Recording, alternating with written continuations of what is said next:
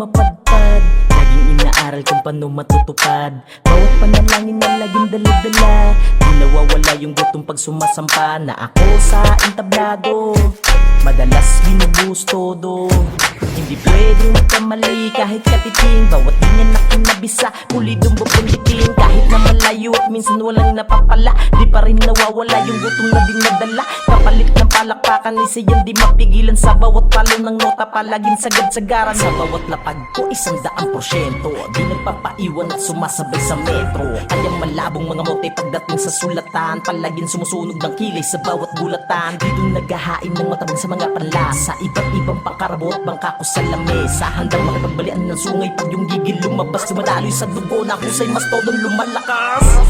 Kaya mas lalong pinapatalim yung dilang may dragong mereka. Mabalasik palagi sa bawat lagaring pinapyuan. Wala mga tapon, mga sinsulat. Pag sinilangan natin tungkan, naging aktibo kapag dumanak sipag ko. Pag sa kasulatan, susuntok kahit nakapikit, walang rason ko. Parang nanahimik hanggang sa tuluyan na umingay. Matalo ko ng mga bakas, malago na tumengga at mga alay. Lalo pang nagiging malakas, samot-saring kinamadan. Dumudurog kung kailangan nila sa ilalim. Pagtindukan, agresibong papakitaan ng linyang malamang natatayong ka ng balibo sa buhat mga pala kumikinang. Amot mga beso binuo pag lumakat sa sentido. Neto, heto, sinturin mudas, pamatay lasa mga pakulo.